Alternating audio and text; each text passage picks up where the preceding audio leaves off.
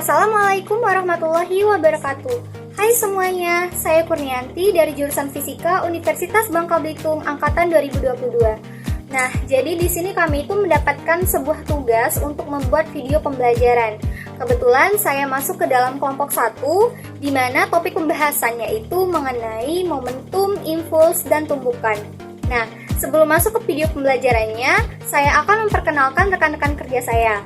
Yang pertama adalah Khoiriyah, lalu ada Maulana Malik Ibrahim, selanjutnya ada Aulia Izadian, dan yang terakhir ada Elsa Sabrina.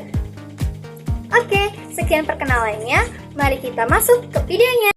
Baik, sebelum membahas lebih jauh mengenai momentum, ada baiknya kita mengetahui apa itu momentum. Momentum dinyatakan sebagai ukuran kesukaran suatu benda yang bergerak untuk dihentikan. Jadi, dari pernyataan tersebut dapat kita ketahui bahwa semakin sulit benda itu dihentikan, maka massa momentumnya akan semakin besar. Akan tetapi, hal tersebut masih bergantung dengan massa benda itu sendiri, di mana semakin besar massa bendanya, maka akan semakin sulit dihentikan. Tidak hanya itu saja, massa momentum juga dapat dipengaruhi oleh kecepatan benda, yang dimana semakin cepat benda itu bergerak, maka akan semakin sulit benda itu dihentikan. Kemudian, untuk momentum itu sendiri juga dapat didefinisikan sebagai hasil kali massa dengan kecepatan benda tersebut, sehingga secara sistematis dapat ditulis P sama dengan M dikali V, di mana P merupakan momentum dengan satuan kilogram M per S, sedangkan M merupakan massa benda dengan satuan kilogram, dan V merupakan kecepatan dengan satuan M per S. Nah, di sini saya akan menjelaskan dua contoh soal mengenai materi momentum. Untuk soal pertama, sebuah roda memiliki massa 40 kg dan diameter 120 cm, berputar dengan kecepatan sudut 5 rad per second. Pertanyaannya adalah berapa besar momentum sudutnya? Diketahui M sama dengan 40 kg, R sama dengan 60 cm, lalu diubah ke meter menjadi 0,6 meter. Untuk kecepatan sudut adalah 5 rad per second, jadi omega sama dengan 5 rad per second. Kemudian, untuk menghitung momen sudut, kita memerlukan rumus L sama dengan I dikali omega, dengan I menunjukkan momen inersia, dan omega menunjukkan kecepatan sudut. Sebelum masuk ke rumus, kita memerlukan nilai dari momen inersia. Karena momen inersia belum diketahui, maka dihitung dulu momen inersia roda. Kita anggap roda sebagai silinder berongga, di mana momen inersia silinder berongga rumusnya adalah I sama dengan M dikali R pangkat 2. Tinggal dimasukkan massa dan jari-jari ke rumus momen inersia silinder.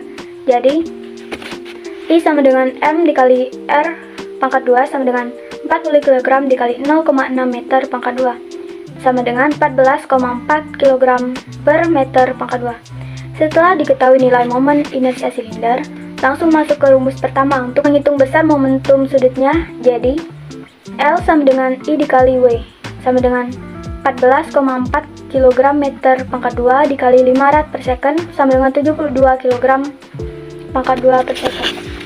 Soal kedua, seorang penari balet berputar 3 putaran per second dengan kedua tangan direntangkan. Pada saat itu, momen inersia penari 8 kg meter persegi. Kemudian lengannya dirapatkan, sehingga momen inersianya berubah jadi lebih kecil, yaitu 2 kg meter persegi. Pertanyaannya adalah, berapa frekuensi putaran sekarang?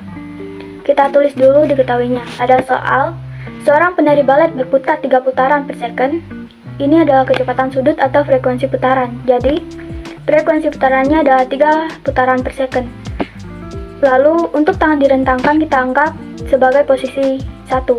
Berarti yang diketahui adalah omega 1 sama dengan 3 putaran per second. Kemudian, momen inersia saat tangannya direntangkan adalah I1 sama dengan 8 kg meter persegi.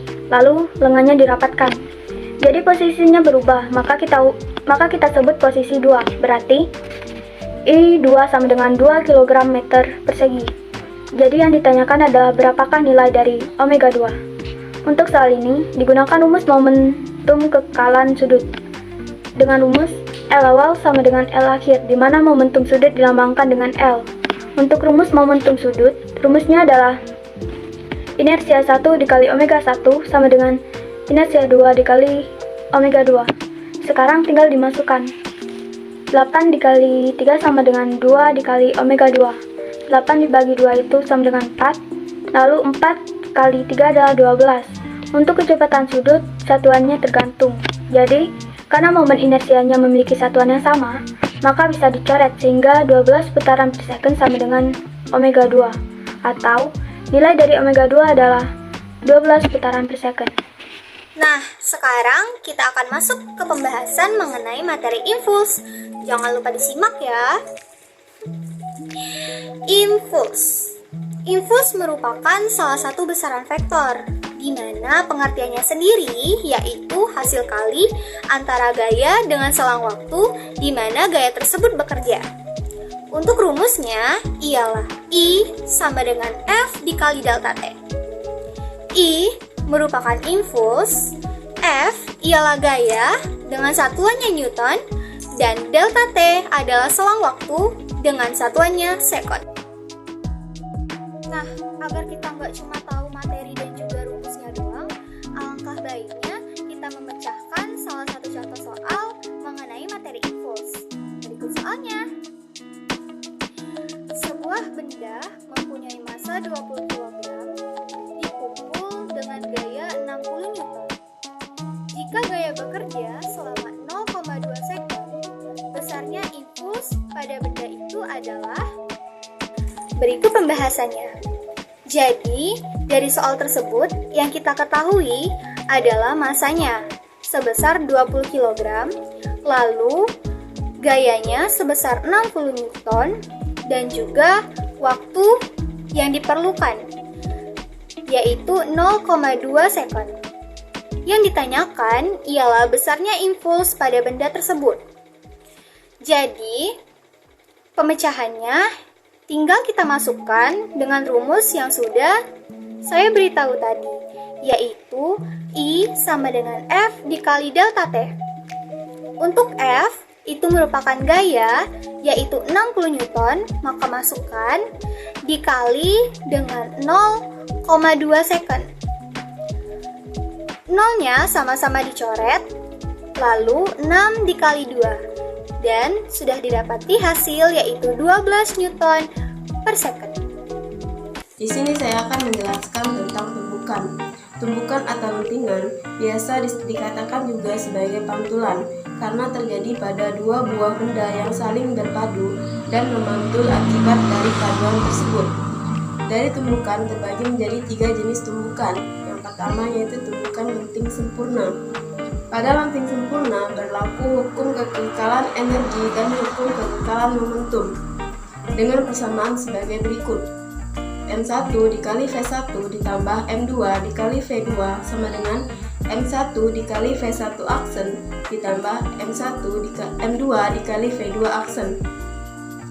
Setiap benda yang bertumbukan satu sama lain, kemudian kedua benda terpantul atau melenting dengan kecepatan akhir kedua benda tersebut berbeda, maka kejadian tersebut kita sebut lenting sempurna.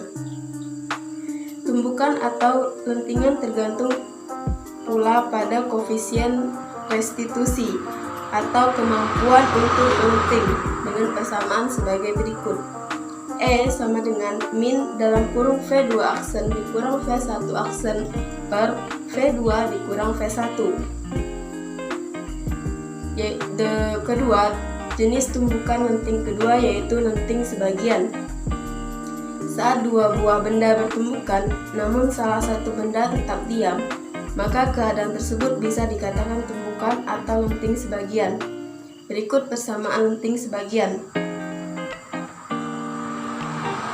Selanjutnya, contoh dari lenting sebagian yaitu sebuah bola yang dijatuhkan ke lantai akan memantul hingga berhenti dan diam. Bola terus memantul tapi lantai tetap diam, seperti yang terlihat pada gambar tadi. Koefisien restitusi untuk kasus ini adalah E sama dengan akar dari H2 per H1 sama dengan akar dari H3 per H2. Yang ketiga, yaitu tumbukan tidak lenting sama sekali.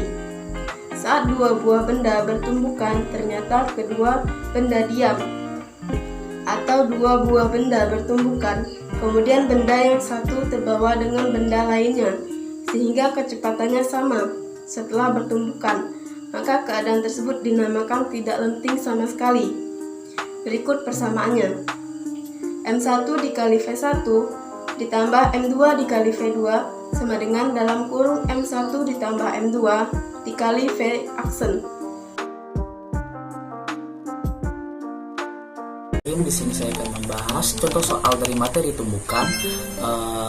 Dengan soal pertama, sebuah mobil bermasa 2000 kg melaju dengan kecepatan 120 km per jam menabrak sebuah becak yang bermasa 500 kg dalam keadaan diam. Maka berapakah kecepatan keduanya setelah melakukan tabrakan? Di sini kita memiliki masa benda pertama yaitu 2000 kg dan masa benda kedua yaitu 500 kg, dan kecepatan mobil yaitu 120 km per jam, dan kecepatan becak dalam keadaan posisi awal atau diam, maka itu kecepatannya masih 0. Yang ditanya adalah kecepatan kedua benda tersebut setelah mengalami tabrakan. Di sini untuk penyelesaian kita mempunyai rumus M1 dikali V1 ditambah M2 dikali V2 sama dengan buka kurung M1 ditambah M2 tutup kurung dikali kecepatan benda tersebut. Untuk M1 dikali V1 kita mempunyai masa benda pertama yaitu 2000 dikali dengan kecepatan benda pertama yaitu 120 km per jam ditambah 500 kg yaitu masa becak dikali dengan kecepatan becak dalam keadaan diam yaitu 0, sama dengan masa benda pertama ditambah masa benda kedua yaitu 2000 ditambah 500 kg dikali kecepatan benda setelah mengalami tabrakan. Lalu setelah kita jumlah semuanya, kita mempunyai 240.000 sama dengan 2.500 dikali kecepatan benda setelah tabrakan. Maka di sini kita pindah saja untuk kecepatan benda setelah tabrakan sama dengan 96 kg per jam.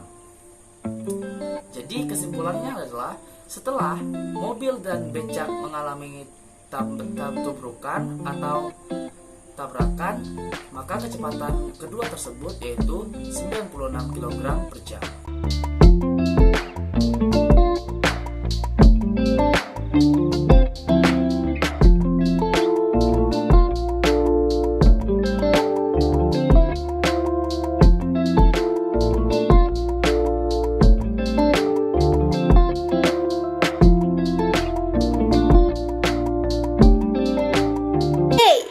Selesai sudah video pembelajaran dari kelompok kami.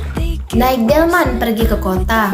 Jangan lupa membeli alpukat. Demikian presentasi kita. Semoga bisa bermanfaat. Terima kasih sudah menonton.